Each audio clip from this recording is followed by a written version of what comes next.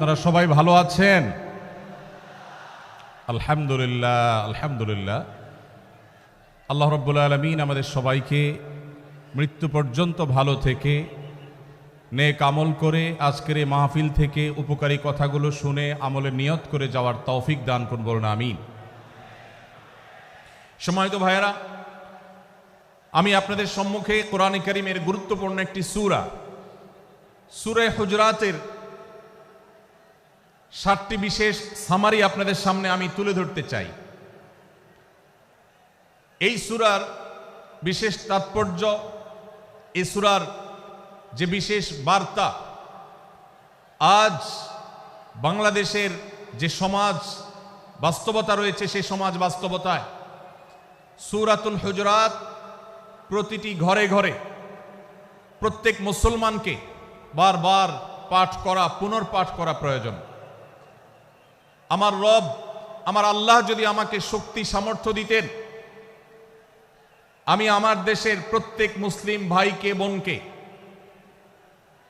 হাত জোড় করে, অনুরোধ করে, অনুনয় বিনয় করে সূরাতুল হুজরাতের শুরু থেকে শেষ পর্যন্ত যে 18টি আয়াত রয়েছে, এই 18 আয়াতে ঐতিহাসিক যে 7টি বিশেষ বার্তা রয়েছে, সে বার্তাগুলো গ্রহণ করবার উদ্দেশ্যে বারবার অর্থ সহকারে সূরাতুল হুজরাত বুঝে বুঝে পড়ার, এর তাফসীর দেখার, এর সামারিকে বারবার জানার জন্য আমি অনুরোধ করতাম। আল্লাহ তাআলা আমাদের সবাইকে সূরাতুল হুজরাত এর আলো দ্বারায় সবাইকে আলোকিত হওয়ার তৌফিক দান করুন।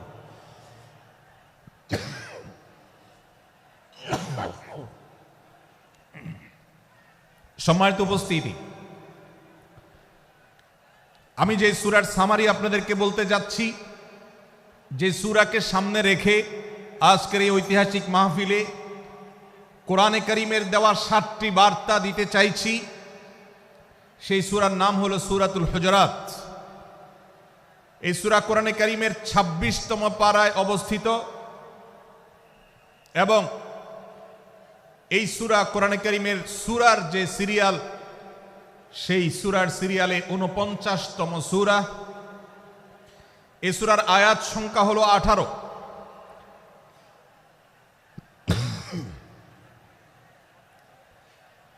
এই সূরার প্রথম থেকে 5ম আয়াত পর্যন্ত, প্রথম এই 5টি আয়াতে আল্লাহ রাব্বুল আলামিন তার প্রিয় নবী মুহাম্মদ মুস্তাফা সাল্লাল্লাহু আলাইহি ওয়াসাল্লাম, সবাই দুরূদ পড়ি, সাল্লাল্লাহু আলাইহি ওয়াসাল্লাম, প্রিয় নবীজির নাম শুনলে দুরূদ পাঠ করতে হয়, তার জন্য দোয়া করতে হয়। কারণ আল্লাহর হাবিব সাল্লাল্লাহু আলাইহি ওয়াসাল্লাম তার সমগ্র জীবনকে যে কষ্টের মধ্যে পার করেছেন, তার সমগ্র জীবনকে উৎসর্গ করেছেন, তা আপনার আমার হেদায়েতের জন্য, গোটা বিশ্ব মানবতার মুক্তির প্রয়োজনে। যিনি তার জীবনকে, যৌবনকে শেষ করে দিয়েছেন, তার সমগ্র জীবনে কখনো ভোগ, উপভোগ এটিকে কখনো তিনি প্রশ্রয় দেননি, প্রাধান্য দেননি। দিনাতিপাত করেছেন অত্যন্ত কষ্টের সাথে, শত সহস্র বাধার সম্মুখীন হয়েছেন, শুধুমাত্র কিয়ামত পর্যন্ত আগত সকল মুসলিম নরনারীর কাছে যেন কোরআনের বার্তা পৌঁছে যায়, সবাই যেন হেদায়েত প্রাপ্ত হয়ে যায়, সবাই যেন মুক্তি প্রাপ্ত হয়ে যায়, সবাই যেন জান্নাতি হয়ে যায়, সবাই যেন জাহান্নাম থেকে মুক্তি লাভ করে, এই উদ্দেশ্যে তার সমগ্র জীবনকে তিনি উৎসর্গ করেছেন। আমাদের হেদায়েতের জন্য, আমাদের কল্যাণের পথে আহ্বানের জন্য, আমাদের জান্নাতে নেওয়ার জন্য, যার সমগ্র জীবনে কখনো ভোগ উপভোগকে প্রশ্রয় দেননি, কষ্টে নিপতিত হয়েছেন, তিনি চাইলে মক্কার রাজত্ব করতে পারতেন, তিনি চাইলে মক্কার সবচেয়ে ভোগী মানুষ হতে পারতেন, কিন্তু সেটা না করে তিনি যে ত্যাগের দৃষ্টান্ত স্থাপন করেছেন, প্রিয় নবী মুহাম্মদ সাল্লাল্লাহু আলাইহি সাল্লামের সেই অবদানের স্বীকৃতি স্বরূপ আমরা তার নাম যখনই শুনব সাল্লাল্লাহু আলাইহি সাল্লাম বলে তার প্রতি আল্লাহর রহমত যেন, অনুগ্রহ যেন নাজিল হয়, সেজন্য দোয়া করব। আল্লাহ তাআলা তার হাবিবকে রহমত এমনিতেই দান করবেন, আপনি আর আমি তার জন্য রহমতের দোয়া করার মধ্য দিয়ে আমরা সৌভাগ্যবান মানুষের কাতারে শামিল হতে পারবো। তো আমি যেটি বলছিলাম, সূরাতুল হুজরাতের 1 থেকে 5 নম্বর আয়াত পর্যন্ত এই 5টি আয়াতে আল্লাহ রাব্বুল আলামিন প্রিয় নবী সাল্লাল্লাহু আলাইহি সাল্লামের সাথে আদব এবং শিষ্টাচারের শিক্ষা দিয়েছেন মানব জাতিকে।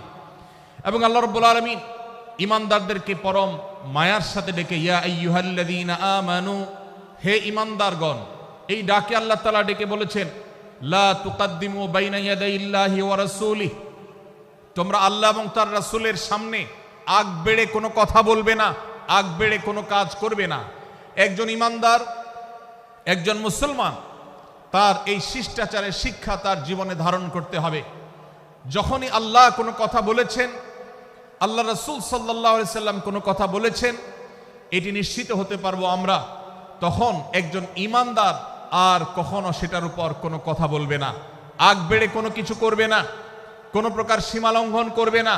ক্বালাল্লাহ ক্বালার রাসূল, আল্লাহ বলেছেন, আল্লাহ রাসূল বলেছেন, এটি শোনার পর সে তার আপাদমস্তককে সারেন্ডার করবে, সে নিজেকে আত্মসমর্পণ করবে।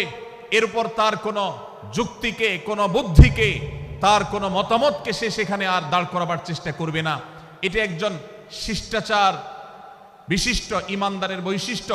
কোরআন এই শিক্ষা আমাদেরকে দিয়েছে। ভাইরা আমার, এই শিক্ষাকে ধারণ করে আমরা যারা নিজেদেরকে মুসলমান দাবি করছি, আমাদের সম্মানীয় যারা আছেন, আল্লাহকে যেরকম আমরা সম্মান করি, আল্লাহ রাসূলকে যেরকম সম্মান করি, ঠিক একইভাবে আমাদেরকে যে সমস্ত মানুষগুলোকে সম্মান করার নির্দেশ করা হয়েছে, ওলামা একরাম রয়েছেন, আমাদের বাবা মা, বয়সে বড়, শিক্ষিত, এবং যারা আমাদের শিক্ষক বৃন্দ আছেন, এভাবে যারা আমাদের সম্মানের পাত্র আছেন, সে মানুষগুলোর সামনে আগ বেড়ে যেন কোনো কিছু না করি। সে আগ বাড়াটা কথার ক্ষেত্রে হতে পারে, চলার ক্ষেত্রে হতে পারে, আচরণের ক্ষেত্রে হতে পারে।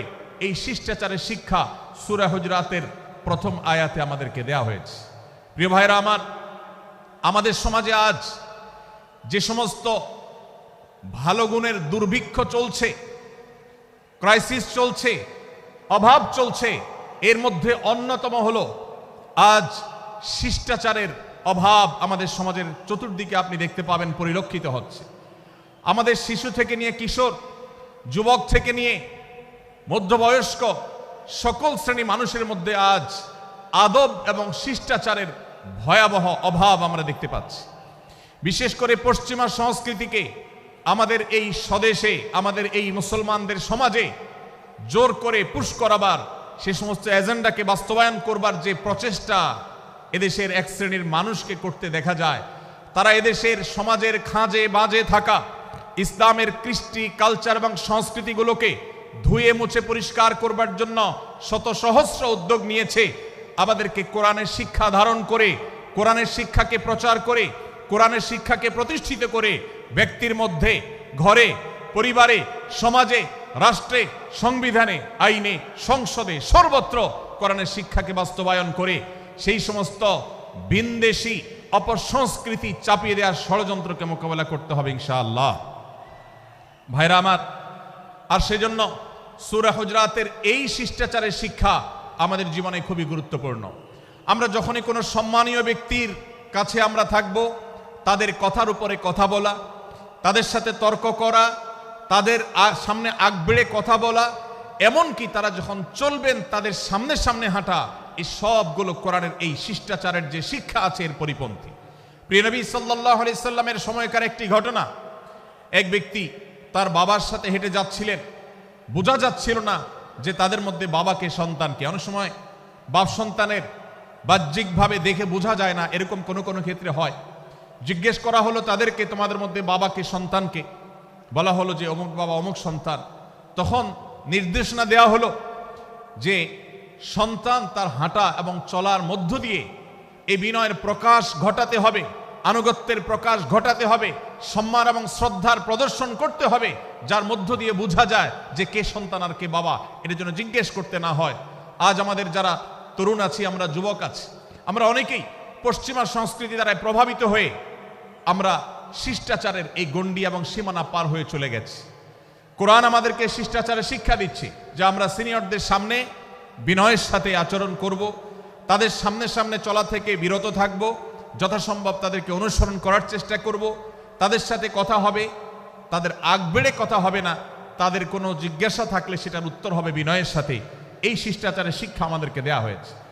এবং একইভাবে সূরা হুজুরাতের প্রথম বার্তার মধ্যে নবী সাল্লাল্লাহু আলাইহি সাল্লামের সাথে আরেকটি শিষ্টাচার শেখানো হয়েছে, তা হলো আল্লাহ রাব্বুল আলামিন আমাদের কণ্ঠকে, আমাদের আওয়াজকে, আমাদের কথাকে নবী সাল্লাল্লাহু আলাইহি সাল্লামের কথার চাইতে যেন আগ বেড়ে না যায়, তার চাইতে যেন উঁচু কণ্ঠে আমরা কথা না বলি, তার চাইতে যেন উচ্চ স্বরে কথা না বলি, সেই শিক্ষা দিয়েছেন। সেই শিষ্টাচারের শিক্ষা আমাদেরকে দেওয়া হয়েছে। ভাইরা আমার, প্রিয় নবী সাল্লাল্লাহু আলাইহি সাল্লামের সাহাবীরা নবী সাল্লাল্লাহু আলাইহি সাল্লামের প্রতি আদব এবং শিষ্টাচার এত বেশি প্রদর্শন করতেন যে নবী করিম সাল্লাল্লাহু আলাইহি সাল্লামের প্রতি এই শিষ্টাচারের কথা যখন বলা হয়, সাহাবীরা অনেকে নবী করিম সাল্লাল্লাহু আলাইহি সাল্লামের সাথে কথা বলতে রীতিমতো ইতস্তত বোধ করছিলেন যে কিভাবে কথা বলবো, না জানে জোরে হয়ে যায় এবং তাতে না জানে আমি বেয়াদবের কাতারে শামিল হয়ে যাই, শিষ্টাচার বহির্ভূত কাজ করে ফেলি। এবং আল্লাহ তাআলা যে সতর্কীকরণ করেছেন সূরা হুজুরাতের এই 1 থেকে 5 নম্বর আয়াতের মধ্যে, তার আওতায় আমি না জানে পড়ে যাই। তখন সাহাবায়ে কেরাম বিনয় এবং বিনম্রতা অবলম্বন করেছেন এবং তারা একরকম বিপাকে পড়ে গেছেন। এতটা তারা সভ্য ছিলেন, এতটা তারা নম্র ছিলেন, এতটা তারা বিনম্র আচরণ করতেন নবীজির সাথে। ভাইরা আমার, এই বিষয়টিও আমরা শুধুমাত্র আমাদের প্রিয় নবীজির জন্য নয়, এটি আমাদের মা বাবা, আমাদের সম্মানের পাত্র যারা আছেন, আমাদের বয়সে যারা সিনিয়র আছেন, তাদের সামনে কথা বলার সময় আমরা মেনটেন করে চলবো। অর্থাৎ আমরা উচ্চ কণ্ঠে তাদের সামনে কথা বলবো না। এই মাহফিলে এখনো শত শত হাজারো মানুষ হয়তো এমন আছেন যারা মায়ের সামনে, বাবার সামনে, বড় ভাইয়ের সামনে, শিক্ষকের সামনে, সিনিয়রদের সামনে, মুরব্বীদের সামনে, ওলামাদের সামনে উচ্চ কণ্ঠে কথা বলেন। প্রিয় ভাইরা আমার, আমরা মুসলমানদের সন্তান, আমরা মুহাম্মদ সাল্লাল্লাহু আলাইহি সাল্লামের উম্মত, আমরা আবু বকর, ওমর, ওসমান, আলী রাদিয়াল্লাহু আজমাইনের অনুসারী, আমরা কোরআনের অনুসারী। কোরআনের অনুসারী কখনো বেয়াদব হতে পারে? কোরআনের অনুসারী কখনো বেয়াদব হতে পারে? কোরআন যে শিষ্টাচারের শিক্ষা দিয়েছে, এই শিক্ষা আজ আমাদের মধ্যে ধারণ করতে হবে, আমাদের সন্তানদের শেখাতে হবে, আমাদের ঘরে ঘরে এই শিক্ষা চর্চা করতে হবে, আমাদের সমাজে এটিকে প্রতিষ্ঠিত করতে হবে। পশ্চিমা সংস্কৃতির যে ছোবল, সে ছোবল আমাদের সন্তানদেরকে আজকাল অনেক ক্ষেত্রে বেয়াদবে পরিণত করছে, তাদের অনেক সময় শিষ্টাচার থেকে বের করে দিচ্ছে। তারা কখনো স্বাধীনতার নামে, কখনো মত প্রকাশের নামে, কখনো বিভিন্ন নামে তারা কিন্তু হারিয়ে যাচ্ছে। আজকের এই বাস্তবতাকে উপলব্ধি করে সূরা হুজুরাতের 1 থেকে 5 নম্বর আয়াত এর শিক্ষাকে আমাদের মধ্যে ধারণ করতে হবে। আল্লাহ তাআলা আমাদের সবাইকে সেই তৌফিক দান করুন। ভাইরা আমার, সূরা হুজুরাতের প্রথম বার্তা প্রিয় নবী সাল্লাল্লাহু আলাইহি সাল্লামের সাথে শিষ্টাচার, আল্লাহ এবং তার রাসূলের সামনে,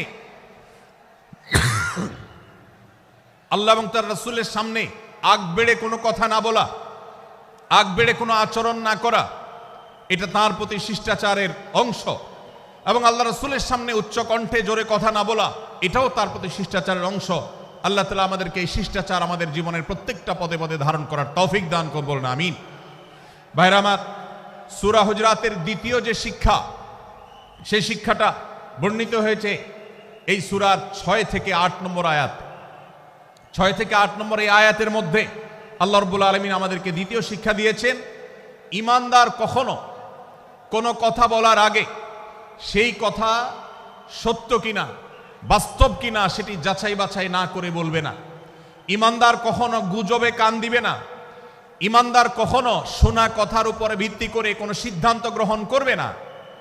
এই শিক্ষাটাও আজকের বাস্তবতার আলোকে আমাদের সমাজের জন্য অত্যন্ত গুরুত্বপূর্ণ এবং প্রয়োজনীয়। প্রিয় ভাইরা আমার, আমাদের চতুর্পাশে যদি আমরা তাকাই, আমরা দেখতে পাবো সোশ্যাল মিডিয়াতে, ফেসবুকে আজকাল কোনো তথ্য উপাত্ত পেলে সেটার পরখ করা ছাড়া, যাচাই বাছাই করা ছাড়া, সত্য অসত্য নিরূপণ করা ছাড়া আমরা অনেকে সেটার প্রচারণায় নেমে যাই। আমরা অনেকে সেটার শেয়ার দেওয়া শুরু করে দেই। আমরা অনেকে এটার উপর ভিত্তি করে অনেককে নিন্দা মন্দ করা শুরু করে দেই। এমনকি আজ আমরা যেই জায়গায় দাঁড়িয়ে আছি, বাংলাদেশের যে সামাজিক বাস্তবতা, সেই বাস্তবতার আলোকে বলা যায় অনেক সময় অনেক ব্যক্তিকে সমাজে মিডিয়ার মাধ্যমে নানাভাবে হয়রানি করে তাকে খারাপ মানুষ হিসাবে, কালপ্রিট হিসাবে দেখানো হয়, অথচ তার দোষ, যে সমস্ত দোষের কথা তাকে বলা হয়, যে সমস্ত দোষে তাকে দোষী বানানো হয়, সে সমস্ত দোষ থেকে তিনি শত সহস্র গুণ পবিত্র এবং পরিচ্ছন্ন। ভাইরা আমার, আজকের এই বাস্তবতায় আমাদেরকে বিশেষ করে লক্ষ্য রাখতে হবে যে আমরা যেই কোনো মূল্যে, যেই কোনো ভাবে যেন কোনো প্রকার গুজবে কান না দেয়, বেঁচে থাকি। আল্লাহ তাআলা আমাদেরকে তৌফিক দান করুন। ভাই, এদিকে অনেক বেশি বাঁশির আওয়াজ শোনা যাচ্ছে। স্বেচ্ছাসেবকরা বাঁশির আওয়াজ দেওয়া ছাড়া আপনারা ভলান্টিয়ারি করুন। এত বেশি বাঁশির আওয়াজ আসছে যে কথা বলা কঠিন হয়ে যাচ্ছে। অনুগ্রহ করে বাঁশির আওয়াজ কম করে আপনারা ভলান্টিয়ারি করুন। এখনো অনেক বাঁশির আওয়াজ শোনা যাচ্ছে, বাঁশির আওয়াজগুলো বন্ধ করুন। মাশাআল্লাহ, এখন বন্ধ হয়েছে। আমরা মেহেরবানি করে বাম পাশের থেকে কিছুটা আওয়াজ পাচ্ছি, একটু নীরব নিস্তব্ধ হওয়ার জন্য অনুরোধ করছি। একটু নীরব নিস্তব্ধ না হলে কথা বলা যাবে না। অনুগ্রহ করে আমরা একটু সহযোগিতা করি এবং সবাই নীরব থাকি। ভলান্টিয়াররা অপ্রয়োজনে বাঁশির আওয়াজ দিবেন না, অপ্রয়োজনে বাঁশির আওয়াজ দিবেন না। আমাদের দেশে শব্দ দূষণ, শব্দ সন্ত্রাস, এটা এই দেশের কমন কালচার হয়ে গেছে। রাস্তায় যাবেন, প্রয়োজনে অপ্রয়োজনে গাড়ির হর্ন বাজাবে। যে কোনো প্রোগ্রামে যাবেন, প্রয়োজনে অপ্রয়োজনে বাঁশি বাজানো হবে।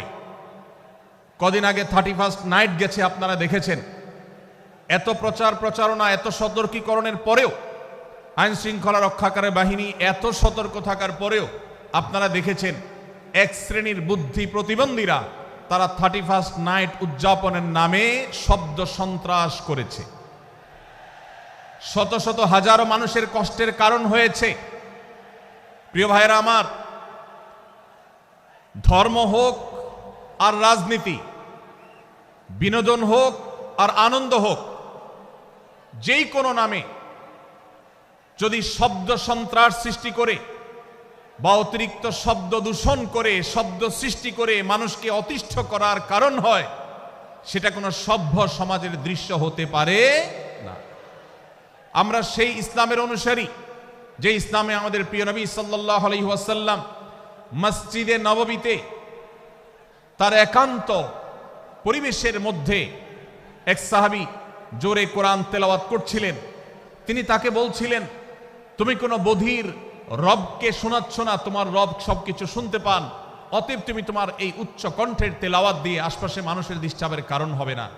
আমরা সেই ইসলামের অনুসারী, অতএব ওয়াজ মাহফিলের মাধ্যমেও যাতে কোনো মানুষ অতিষ্ঠ না হয়, মাইক ব্যবস্থাপনা সেভাবে করাটা মাহফিল কর্তৃপক্ষের যেমন কর্তব্য, ঠিক একইভাবে রাজনৈতিক সভা সমাবেশের নামে কিংবা বিয়ে বিনোদনের নামে যদি শব্দ সন্ত্রাস করা হয়, শব্দ দূষণ করা হয়, অতিরিক্ত শব্দ এর মাধ্যমে যদি মানুষকে অতিষ্ঠ করা হয়, তাহলে সেটি কখনো কোনো সভ্য সমাজের কাজ হতে পারে না।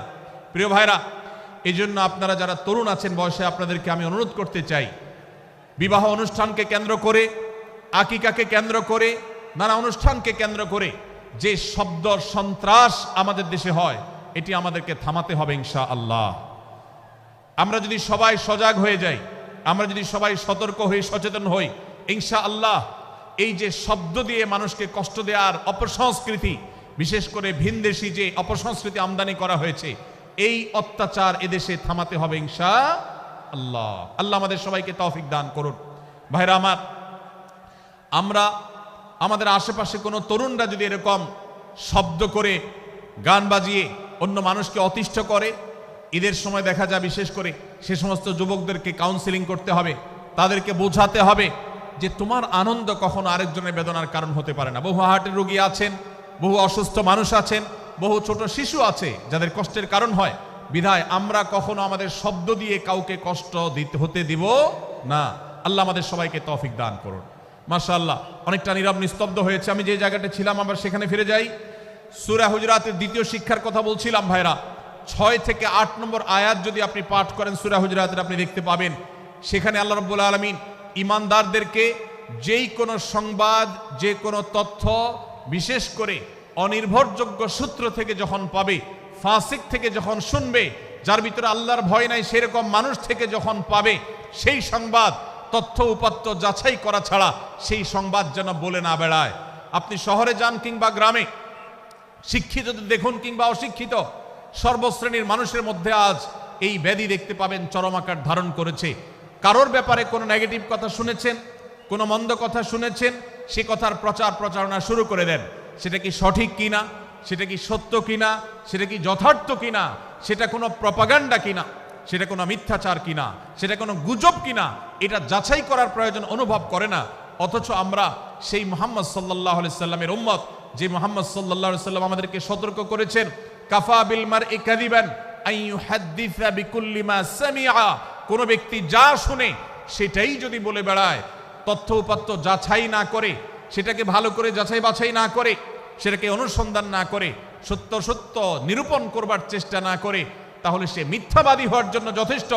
এজন্য আজকের এই মাহফিল থেকে আমরা অঙ্গীকার করে যাব, আজকের এই মাহফিল থেকে আমরা নিয়ত করে যাব, এই মজলিসে বসে এই মুহূর্তে নিজে নিজে সংকল্প করব, আমার জীবনে সোশ্যাল মিডিয়া কিংবা ফেসবুকে, ইউটিউবে অথবা অফলাইনে আমার বাস্তব জীবনে আমি কখনো কোনো মানুষ সম্পর্কে যে কোনো তথ্য উপাত্ত পেয়ে ভুল কোনো ধারণা, মন্দ কোনো ধারণা কারো প্রতি পোষণ করব না।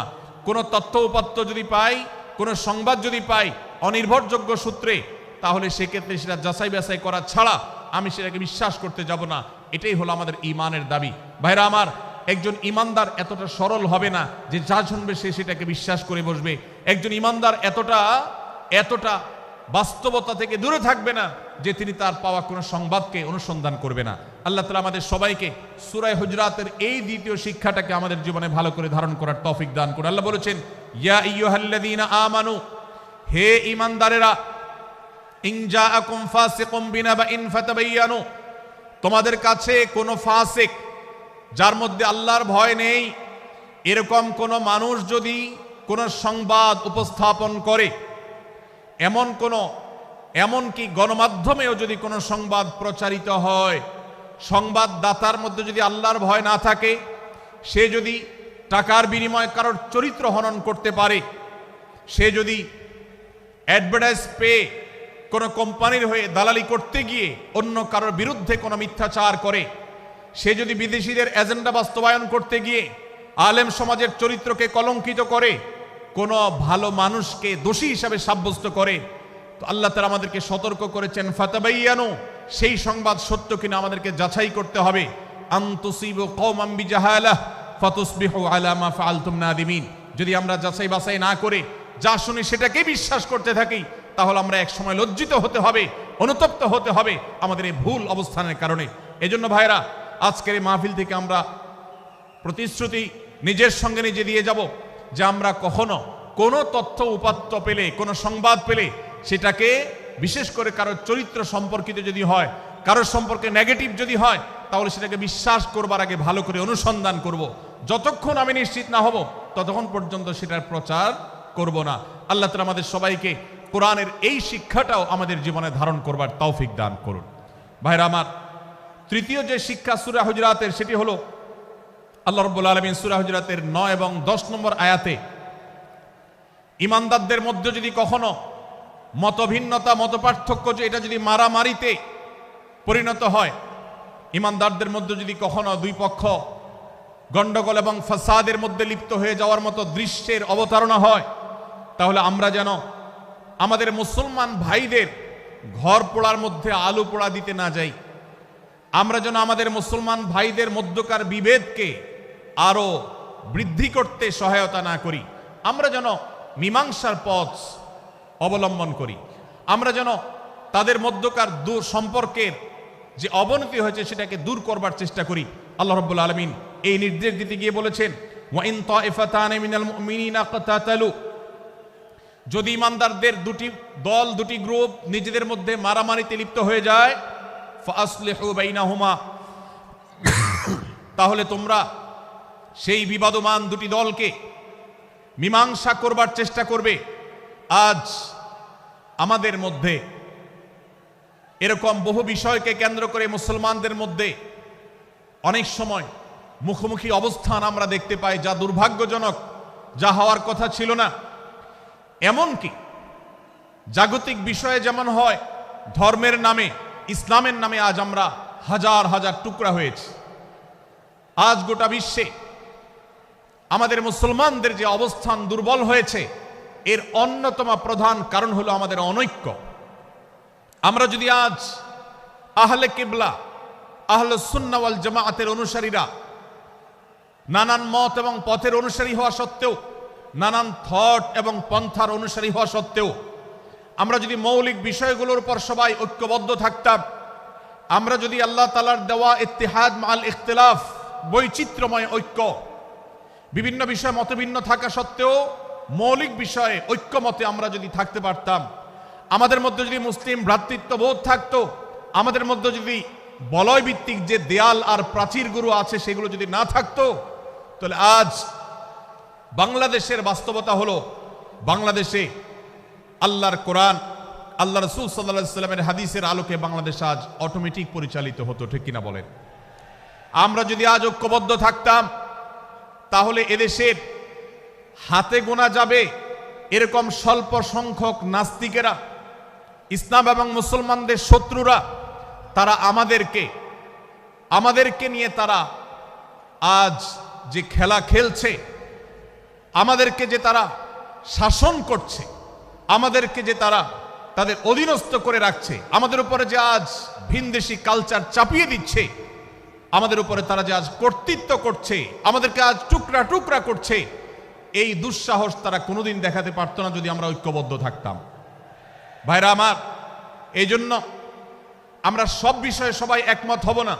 আজকের এই মাহফিলে যত মানুষ এসেছেন সবাই সব বিষয়ে একমত নন।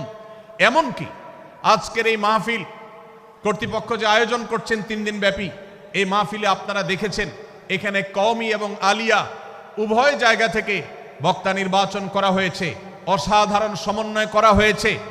এটি একটি ঐক্যের বার্তা। আমরা আশা করব মাঠ পর্যায়ে আমরা যারা কাজ করব, আমরা প্রত্যেকে আমাদের অন্য মতের, ভিন্ন মতের যে সমস্ত মুসলমান ভাইরা আছেন, তার সাথে আপনার কোনো থটগত মত পার্থক্য থাকতে পারে, চিন্তাগত কোনো ভিন্ন মত থাকতে পারে, কিন্তু দিন শেষে তিনি আপনার মুসলমান ভাই।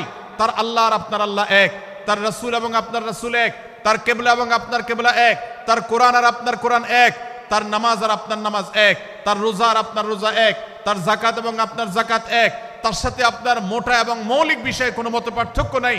অতএব ছোটখাটো বিষয়কে কেন্দ্র করে আপনি যদি তাকে আপনার প্রতিপক্ষ মনে করেন, আপনি যদি তাকে আপনার শত্রু মনে করেন, এটা হবে আপনার ইসলামের জন্য, আপনার জন্য, এদেশের মুসলমানদের জন্য সবচেয়ে বড় ভুল। ভাইরা আমার,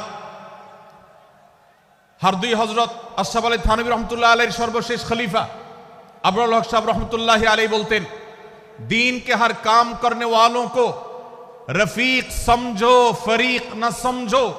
যারাই আল্লাহর দ্বীনকে বুলন্দ করবার জন্য, যারাই আল্লাহর দ্বীনকে সেবা দেওয়ার জন্য, খেদমত করার জন্য কাজ করছে, তার পদ্ধতি তোমার থেকে ভিন্নতর হতে পারে।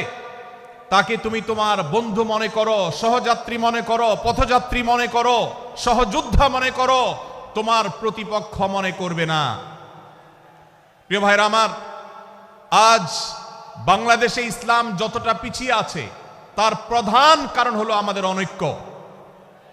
আজ আমরা যদি আমাদের মধ্যকার যে সমস্ত দেয়াল এবং প্রাচীরগুলো, অদৃশ্য প্রাচীরগুলো উঠে আছে, যেগুলো আমাদের মুসলিম ভ্রাতৃত্বকে ভেঙে খান খান করে দিয়েছে, টুকরো টুকরো করে দিয়েছে, যদি আজ আমরা সে সমস্ত অদৃশ্য প্রাচীরগুলো দূরে সরাতে পারতাম, আমার ভিন্ন মতের ভাইকে যদি আমার ভাই মনে করতে পারতাম, তার যদি আমি কল্যাণকামী হতে পারতাম, আল্লাহর কোরআনের ঘোষণা অনুযায়ী এই মুসলমানদের ঐক্যবদ্ধ শক্তিকে দমাবার শক্তি পৃথিবীর কারোর নাই, কারোর নাই, কারোর নাই। আজ আমার ভাইয়েরা ফিলিস্তিনে মার খাচ্ছে, যদি আজ গোটা বিশ্বের মুসলমানরা আমরা ফিলিস্তিনে মুসলমানদের উদ্ধারের ব্যাপারে ঐক্যবদ্ধ থাকতাম, ফিলিস্তিনে মুসলমানের দিকে চোখ তুলে তাকাবার শক্তি বিশ্বের কোনো কাফেরদের থাকতো না। আজ যদি আমরা আমাদের মুসলমান নির্যাতিত ভাইদের ব্যাপারে সারা বিশ্বের মুসলমানরা ঐক্যবদ্ধ অবস্থান গ্রহণ করতে পারতাম, মুসলমানের দিকে চোখ তুলে তাকাবার শক্তি বিশ্বের কোনো কারোর থাকতো না। ভাইরা আমার, গোটা বিশ্বে ঐক্য প্রতিষ্ঠা করা আপনার আমার মতো সাধারণ মানুষের দ্বারা হয়তো সম্ভবপর হবে না, কিন্তু আমরা যারা মাঠ পর্যায়ে কাজ করছি, আমি আপনাদেরকে করজোড় করে অনুরোধ করতে চাই। আমি জানি আপনার এলাকাতে, আপনার মহল্লাতে আপনার সাথে অন্য মুসলমান ভাইদের অনেক ক্ষেত্রে মতভিন্নতা আছে। সেটা রাজনৈতিক দৃষ্টিভঙ্গির ক্ষেত্রে হতে পারে, সেটা ধর্মীয় থট এবং মানহাজ, মাযহাব, মাসলাকগতভাবে হতে পারে, সেটা অন্য কোনো ইস্যুভিত্তিক মত পার্থক্য হতে পারে। আল্লাহর জন্য, আল্লাহর ওয়াস্তে, আল্লাহর ওই আয়াতকে মেনে আমল করার চেষ্টা করি আমরা। আল্লাহ বলেছেন, ওয়া'তাসিমু বিহাবলিল্লাহি জামিআন ওয়া লা তাফাররাকু, তোমরা আল্লাহর রশিকে সবাই ঐক্যবদ্ধভাবে আঁকড়ে করে ধরো, ঐক্যবদ্ধভাবে আল্লাহর রশিকে আঁকড়ে ধরো, তোমরা পরস্পর বিচ্ছিন্ন হয়ে যেও না।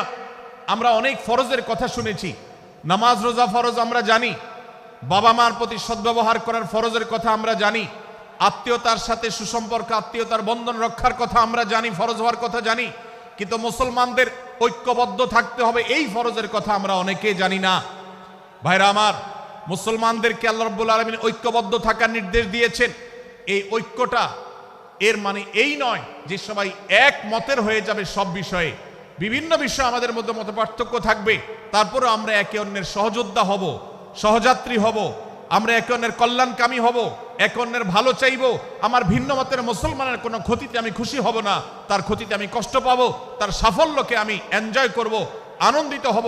এটা যদি করতে না পারি তো আমি কখনো খালেস এবং সাচ্চা মুসলমান হতে পারলাম না। আল্লাহ তাআলা আমাদের অন্তরগুলোকে উদার করে দিন, ব্রড করে দিন, প্রশস্ত করে দিন, বড় করে দিন, উম্মার ঐক্যের প্রয়াসী হওয়ার তৌফিক দান করুন, বলুন আমিন। ভাইরা আমার, আমরা মহল্লায় মহল্লায়, এলাকায় এলাকায়, মসজিদে মসজিদে, আমাদের নিজস্ব বলয়ে, নিজস্ব অঙ্গনে আমরা চেষ্টা করব ভিন্ন ভিন্ন মতের মুসলিম ভাইকেও আমার ভাই হিসাবে আঁকড়ে ধরার, আপন করার। ডক্টর খন্দকার আব্দুল্লাহ জাহাঙ্গীর রাহিমাহুল্লাহ এই অঞ্চলের সন্তান। তিনি বলতেন, বেদাতে লিপ্ত কোনো মুসলমান, তার ব্যাপারেও আমি মনে করি আমার ভাই ভুলের মধ্যে আছেন, তার ব্যাপারে আমার মায়া মমতা কাজ করে, আমি তার কল্যাণকামী, তাকে আমার ভাই মনে করি। ঠিক একইভাবে আমার কোনো মুসলমান ভাইয়ের সাথে যদি আমার ভিন্ন মতের কারণে আমার মনে হয় যে তিনি ভুল পথে আছেন, তারপর তাকে আমি শত্রু ভাববো না, তার অকল্যাণ আমি চাইবো না। আজ বাংলাদেশের বাস্তবতায় যদি আমরা তাকাই, দেখতে পারবো ইসলাম এবং মুসলমানদের যত শত্রু আছে, আমরা দেখেছি গত কয়েক যুগ ধরে তাদের নিজেদের মধ্যে হাজারো বিভক্তি, হাজারো মতপার্থক্য থাকা সত্ত্বেও মুসলমানদের শত্রুতা করার ব্যাপারে তারা সবাই ঐক্যবদ্ধ। অথচ আমরা মুসলমানরা আমাদের আল্লাহ, আমাদের রাসূল, আমাদের কোরআন, আমাদের কিবলা, আমাদের সবকিছু এক হওয়া সত্ত্বেও ছোটখাটো বিষয়কে নিয়ে আমরা আমাদের মধ্যকার বিভেদের প্রাচীরগুলোকে দাঁড় করিয়ে রেখেছি, যার কারণে আমরা গোটা বিশ্বে যেমন মার খাচ্ছি, আমাদের এই প্রিয় মাতৃভূমিতেও আমরা সংখ্যায় সবচেয়ে বেশি হয়েও আমরা কালচারালি মাইনরিটি হয়ে আছি, সংস্কৃতিতে আমরা সংখ্যালঘু হয়ে আছি। সব ক্ষেত্রে আমাদেরকে ইগনোর করা হয়। 4 লক্ষ মসজিদের এদেশে 4 লক্ষ ইমাম আছেন, 4 লক্ষ মুয়াজ্জিন আছেন। এই মসজিদগুলো এদেশে, এর নেটওয়ার্ক যতটা শক্তিশালী, এদেশের সকল রাজনৈতিক দলগুলোর নেটওয়ার্ককে যদি একত্র করা হয়, মসজিদগুলোর মতো এতটা শক্তিশালী নেটওয়ার্ক এদেশের সমাজে নাই। কিন্তু ওলামা একরামকে ইগনোর করা হয়, মুসলমানদের ইগনোর করা হয়। এদেশের আইনে কোরআন এবং সুন্নাহ, এদেশের মুসলমানদের ধ্যান ধারণাকে কখনো বিবেচনায় আনা হয় না। এই যে মুসলমানদের আজ দুরবস্থা, এর অন্যতম প্রধান কারণ হলো আমাদের হাজার হাজার ভাগে বিভক্তি।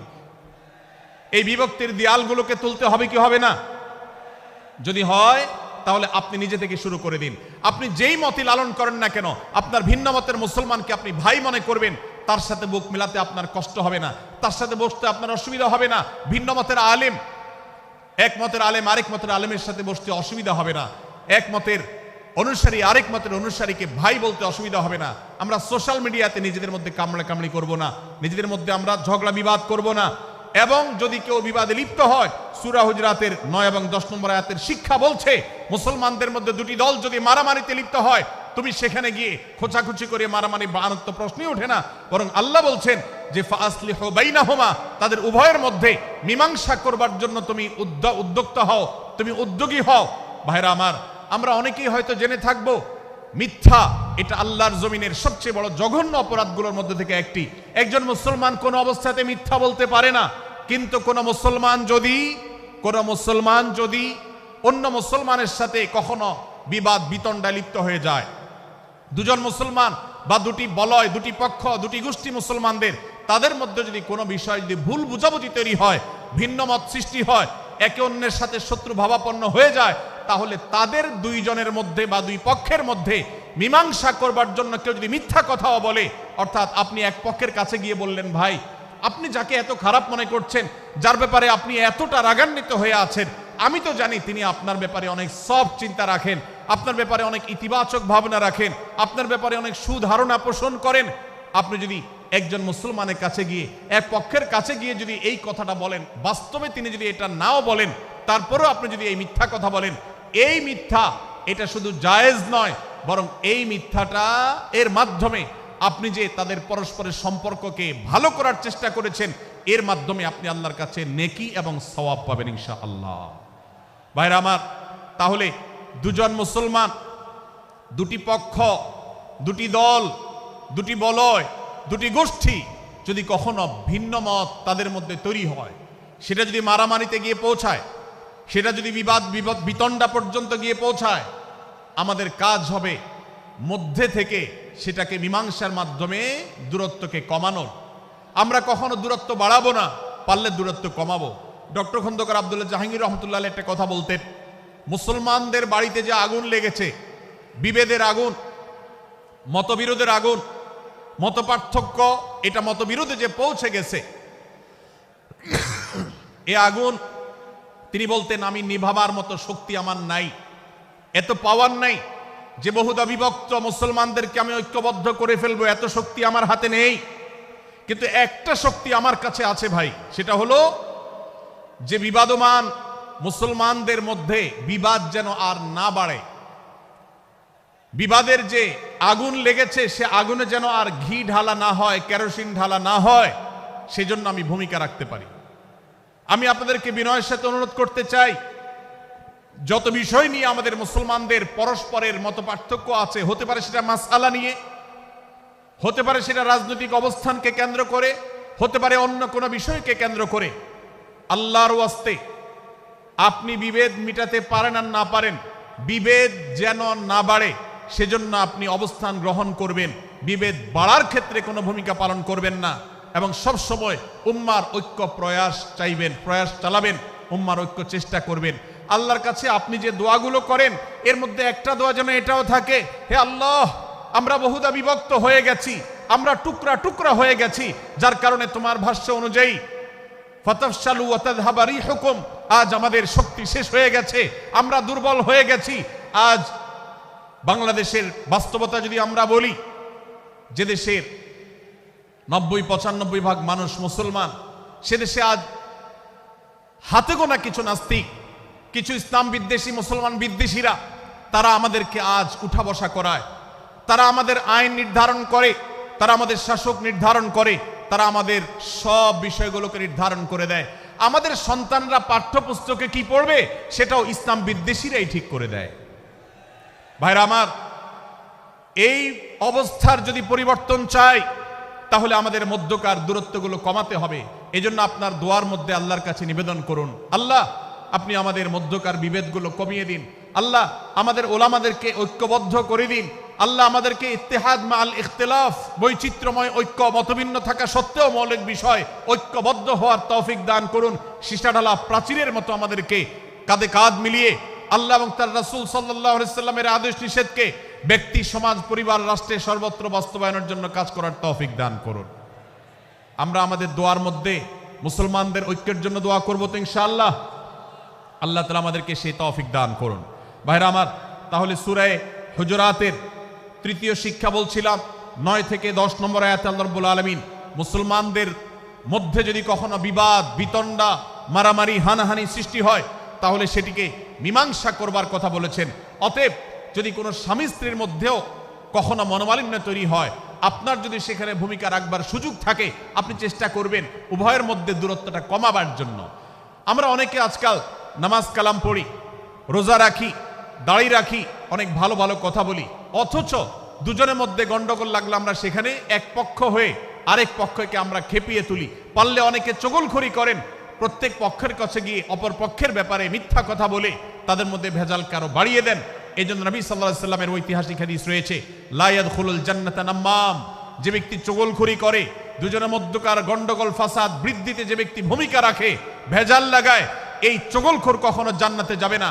আমাদের অনেকেরই এই দুঃস্বভাব আছে, এই খারাপ চরিত্র আছে। সূরা হুজুরাত, এই যেন আমাদের আজকের যে সমাজ বাস্তবতা আছে, আমাদের যে ব্যাধি আছে, ব্যক্তিগত পর্যায়ে আমাদের পরিবারের, সমাজের সর্বত্র যে ব্যাধিগুলো ছেয়ে গেছে, সূরা হুজুরাতের প্রতিটি আয়াত যেন সেই ব্যাধির সবচেয়ে বড় মহৌষধ। সেটার জন্য সবচেয়ে বড় প্রতিষেধক, সেটার জন্য সবচেয়ে বড় সমাধান।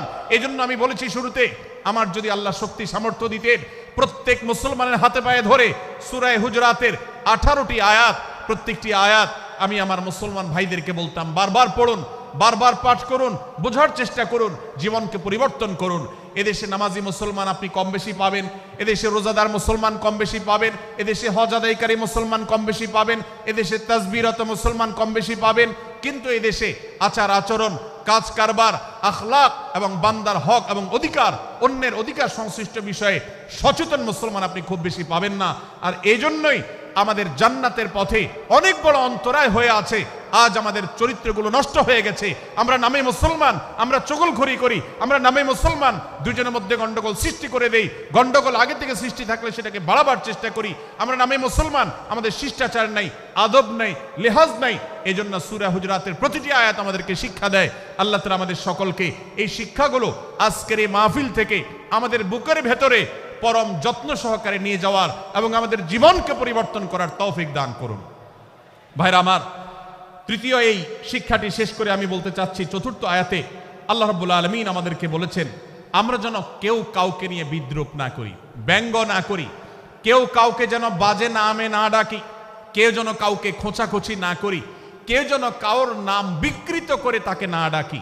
ভাইরা আমার, এই আয়াতটি আমি শুরুতে তেলাওয়াত করেছি। আল্লাহ বলেছেন, ইয়া আইয়ুহাল্লাযীনা আমানু লা ইয়াসখার কওমুম মিন কওমিন আসা আন ইয়াকুনু খায়রাম মিনহুম। হে ঈমানদারেরা, হে মুসলমানেরা, তোমাদের কেউ যেন অন্য কারোর নাম ধরে অন্য কাউকে ব্যঙ্গ বিদ্রূপ ঠাট্টা না করে।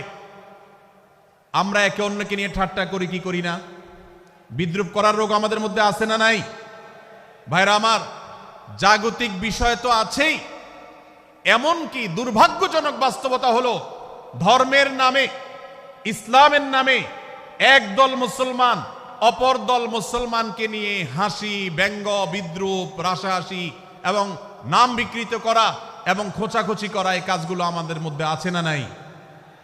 আমরা যারা ইসলামের খেদমত মনে করে আমার ভিন্ন মতের ভিন্ন দলের মুসলমানকে খোঁচাখুচি করি, আমরা যারা আল্লাহর খেদমত মনে করে, ইসলামের সেবা মনে করে, দাওয়াতের কাজ মনে করে, ইসলাম প্রচার মনে করে ভিন্ন মতের অন্য দলের মুসলমানকে নিয়ে ব্যঙ্গ বিদ্রূপ আর হাসাহাসি করি, তাদেরকে সোশ্যাল মিডিয়াতে, অনলাইনে, অফলাইনে তুচ্ছ-তাচ্ছিল্য করি, আল্লাহর শপথ করে বলছি, এটা ইসলামের সেবা নয়, এটা হলো প্রবৃত্তির পূজা, এটা হলো আপনার নফসের পূজা, এটা হলো আপনার প্রবৃত্তির গোলামি করা, এটা আল্লাহর গোলামি নয়, এটা ইসলামের খেদমত নয়, এটা ইসলামের 12টা বাজানো।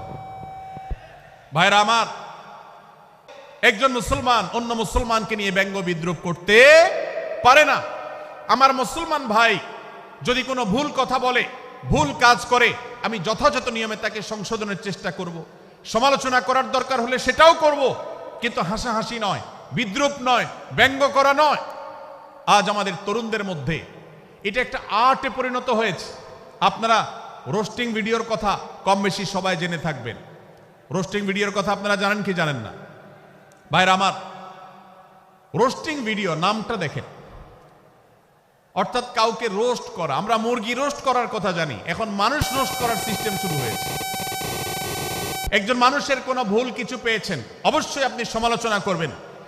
আপনি একজন মুসলমান হিসেবে জানতে হবে কারোর ভুলের সমালোচনার মূলনীতি আছে, মূলনীতি আছে না নেই।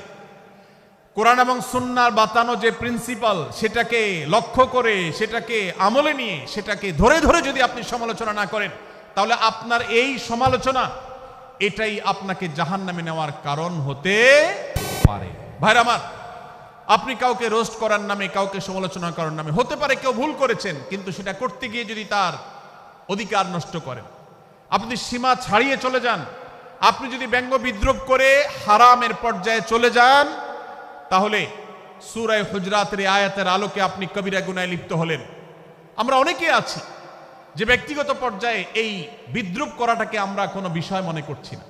সোশ্যাল মিডিয়াতে অনেকগুলো ভিডিও ক্লিপ আছে, আপনাদের চোখে নিশ্চয়ই পড়েছে, আমার চোখে বহু পড়েছে, যে অনেক সময় দেখা যায় বিনোদনের নামে কাউকে খোঁচাখুচি করা, কাউকে অপমান করা, কাউকে হয়তো ধাক্কা দিয়ে পানিতে ফেলে দেয়া, কাউকে কষ্ট দেয়া, কাউকে হয়তো প্রতারিত করা, এটাকে আমরা এনজয় করি।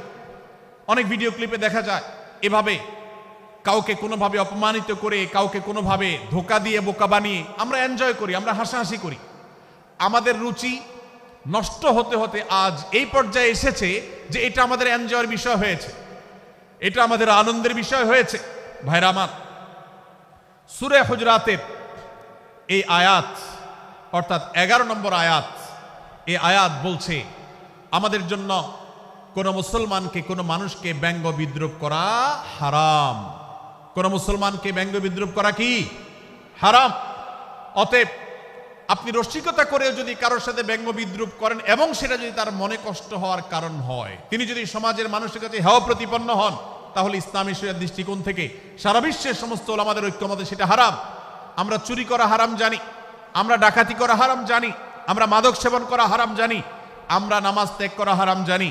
এই সমস্ত হারাম থেকে আমরা অনেকেই বেঁচে থাকি, কিন্তু আমি আমার মুসলমান ভাইয়ের চরিত্র হনন করছি, শুধুমাত্র সাধারণ জীবনযাত্রার ক্ষেত্রে করছি তা নয়, এমনকি ধর্মের নামে, ইসলাম প্রচারের নামে, দাওয়াতের নামে আমরা আমাদের প্রতিপক্ষ মুসলমান ভাইকে নিয়ে অনেক সময় ব্যঙ্গ বিদ্রুপ করি, হাসাহাসি করি, তাকে ছোট করি, তাচ্ছিল্য করি, হেয় করি, তার সম্মানহানি করি। আমরা জানি না আমাদের প্রিয় নবী সাল্লাল্লাহু আলাইহি ওয়াসাল্লাম এর একটা হাদিস আমাদের সামনে রয়েছে, সহিহ মুসলিমে বর্ণিত হয়েছে। নবী করিম সাল্লাল্লাহু আলাইহি ওয়াসাল্লামের এই হাদিস আজ সবচাইতে অসহায় হাদিস।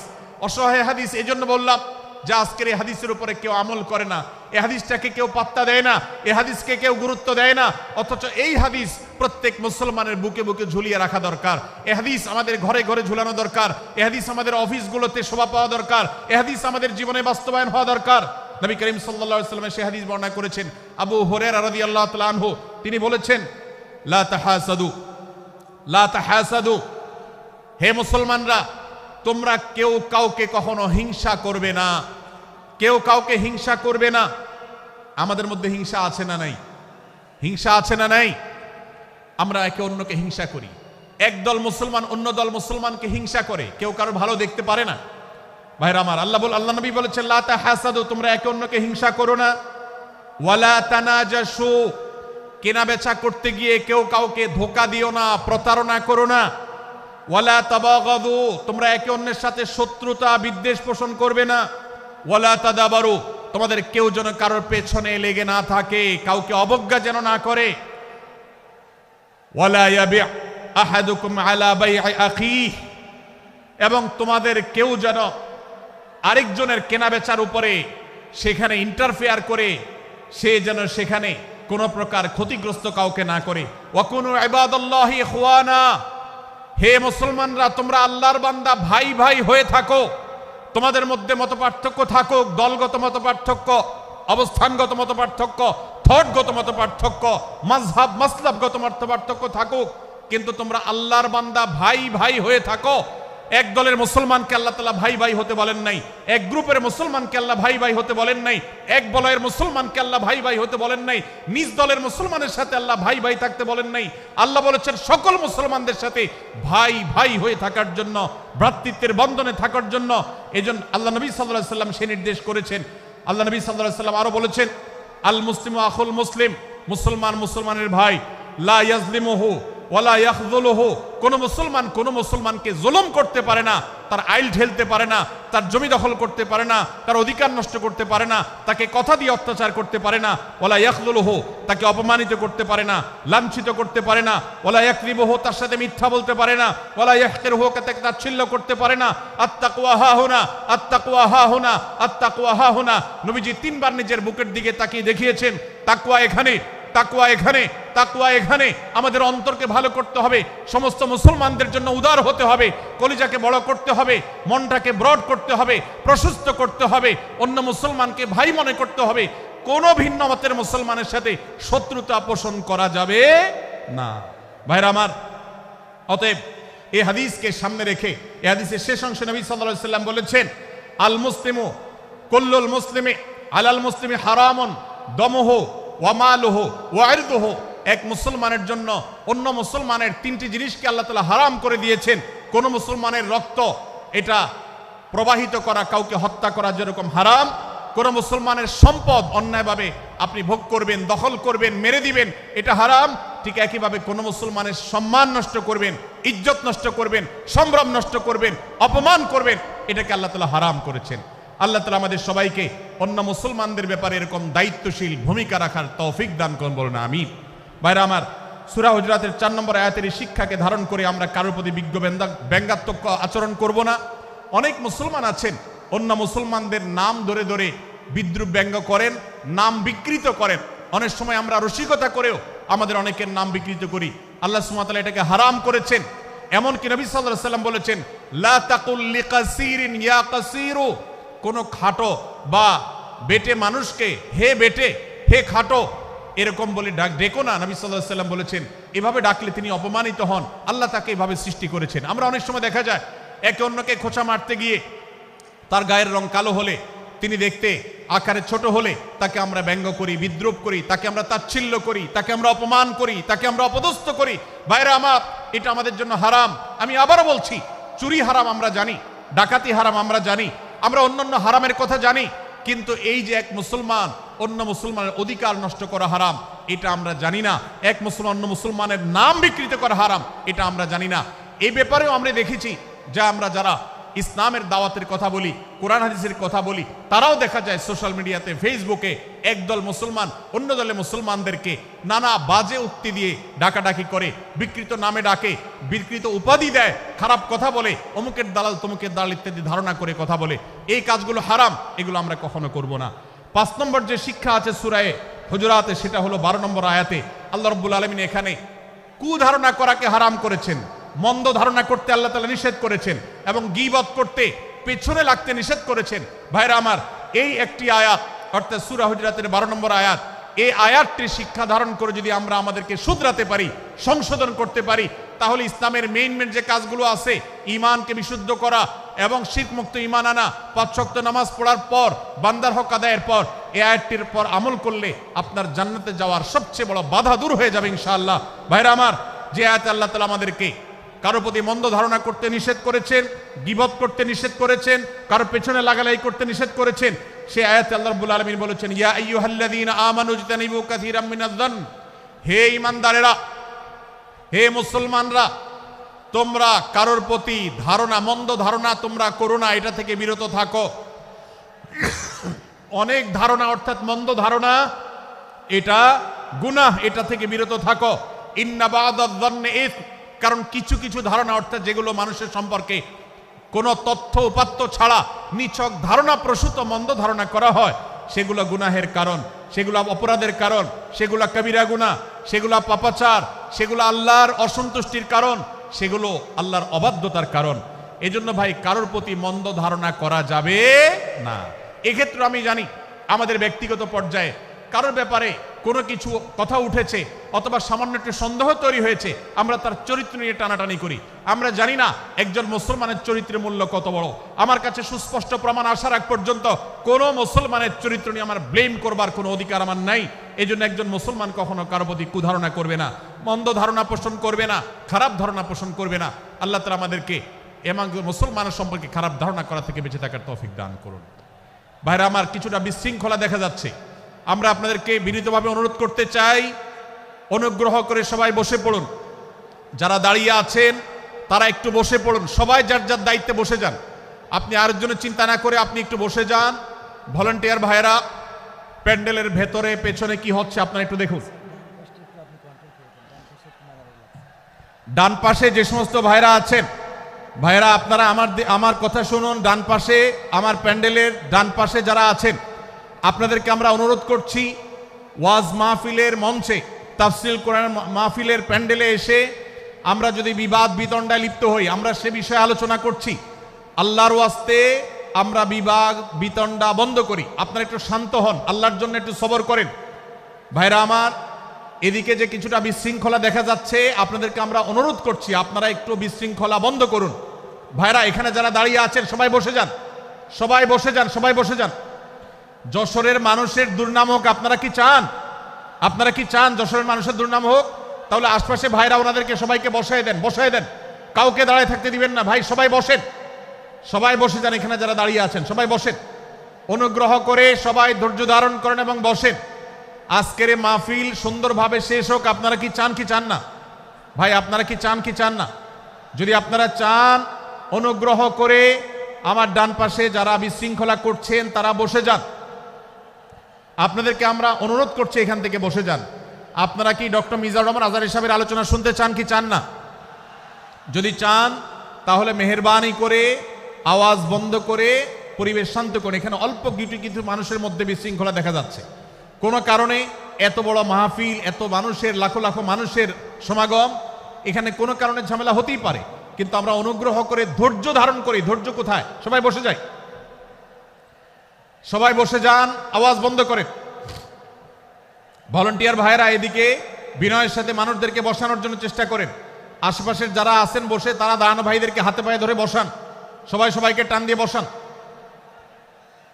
ভাই এপাশে যারা বিশৃঙ্খলা আচরণ করছেন তারা আপনারা একটু বসেন। আপনারা যদি বিশৃঙ্খলা আচরণ না থামান তাহলে সেক্ষেত্রে মাহফিল সুন্দরভাবে শেষ করা যাবে না। আমার আলোচনার শেষের দিকে আমরা আলোচনা শেষ করে এশার নামাজ পড়ব, তারপরে আমাদের শেষ অধিবেশন হবে ইনশাআল্লাহ। তারপরে এশার শেষে নামাজ। ওকে ওকে, মানে আপনার মাঝে আপনার শেষের পরে ওই যে মামা 15 মিনিট ওনার ব্যাপারে ধারণা দিন অথবা মাসের ব্যাপারে। তারপরে ভাই মেহেরবানি করে আপনারা শান্ত হন। আমাদের আলোচনার পর আজকের আমাদের প্রধান আকর্ষণ এবং প্রধান বক্তা ডক্টর মিজানুর রহমান আজহারী হাফিজাহুল্লাহ তিনি আসবেন, তিনি আলোচনা করবেন। তারপরে আমরা মাঠে ইনশাআল্লাহ সবাই জামাতের সাথে এশার সালাত আদায় করব। আমি কয়েক মিনিটের মধ্যে আলোচনা শেষ করব, আপনারা মেহেরবানি করে শান্ত হন। জাযাকুমুল্লাহ খাইর। ভাইরা আমার, আমি যে জায়গাটা ছিলাম, সূরা হুজরাতের 12 নম্বর আয়াতে আল্লাহ রাব্বুল আলামিন আমাদেরকে সূরা হুজরাতের 5ম শিক্ষা দিয়েছেন মুসলমানদের জন্য, যা গুরুত্বপূর্ণ তা হলো আমরা কারোর প্রতি মন্দ ধারণা করব না।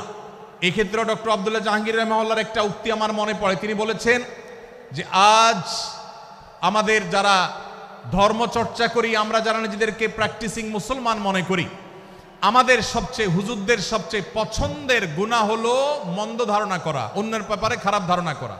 অমুক অমুকের দালাল, তমুক তমুকের দালাল, কোনো তথ্য উপাত্ত ভিত্তি প্রমাণ ছাড়া নিছক ধারণার উপর ভিত্তি করে অন্য মুসলমান ভাইকে আমি এরকম নানা তকমা দিয়ে আমরা কবিরা গুনাহে লিপ্ত হচ্ছি। আমরা এই বদ ধারণা করা, মন্দ ধারণা করা যে কবিরা গুনাহ অনেকে জানি না। অনেকে অনেকের পেছনে লাগছি, অনেকের ওয়াজ শুনছি দোষ বাইর করার জন্য, স্ট্যাটাস পড়ছি ভুল বাইর করার জন্য। এই যে মানুষের পেছনে লাগা, এটা আল্লাহ তাআলা নিষেধ করেছেন, ওয়ালা তাজাসসু, তোমরা কেউ কারোর ছিদ্র অন্বেষণ করার, দোষ আবিষ্কার করার চেষ্টা করবে না, এবং ওয়ালা ইয়াগতাব বা'দুকুম বা'দা, কেউ কারোর গীবত শিকায়াত করবে না। এই আয়াতে আমাদেরকে কেউ কারোর পেছনে পরনিন্দা করতে নিষেধ করেছেন। ইসলাম বলে আমরা মানুষের সামনে মানুষের ভুলের কথাগুলো বলবো বিনয়ের সাথে, যাতে তিনি সংশোধিত হন, আর তার পেছনে প্রশংসা করব। আমরা করি উল্টা, আমরা মানুষের সামনে এসে মানুষের প্রশংসা করি আর তার পেছনে গিয়ে তার দুর্নাম করি। ইসলামকে যদি আমরা মানতাম সমাজটা সুন্দর হয়ে যেত। আমরা যদি সামনে কারোর দোষ বলতাম তাহলে তিনি সংশোধিত হতেন, আর পেছনে যদি গুণ বলতাম তাহলে তিনি ভালো সেখান থেকে শিক্ষা গ্রহণ করতেন। সূরা হুজরাতের 6 নম্বর শিক্ষা 13 নম্বর আয়াতে আল্লাহ তাআলা বলেছেন যে আমাদের সবার গোড়া কোত্থেকে এসেছে, আমাদের গর্বের কোনো বাহ্যিক কারণ নাই তাকওয়া ছাড়া। আল্লাহ বলেছেন, ইয়া আইয়ুহান নাস ইন্না খালাকনাকুম মিন যাকারিন ওয়া উনসা, হে মানুষ সকল, তোমাদেরকে আমি মানুষ, নারী এবং পুরুষ, আদম এবং হাওয়া থেকে সৃষ্টি করেছি। ওয়া জাআলনাকুম শুউবান ওয়া ক্বাবাইলা লিতাআরাফু, বিভিন্ন গোত্রে তোমাদেরকে আমি বিভক্ত করেছি পরিচয়ের জানার জন্য শুধুমাত্র। আর আল্লাহ বলেছেন শেষে, ইন্নাল্লাহা আলিমুন খাবীর, তোমরা কি করো আল্লাহ জানে। অতএব আমাদের কারোর উপর কারো কোনো শ্রেষ্ঠত্ব নেই তাকওয়া ছাড়া। আল্লাহ বলেছেন, ইন্না আকরামাকুম ইনদাল্লাহি আতকাকুম, আমাদের মধ্যে সবচেয়ে মর্যাদাবান হবে তিনি যার মধ্যে তাকওয়া সবচেয়ে বেশি হবে।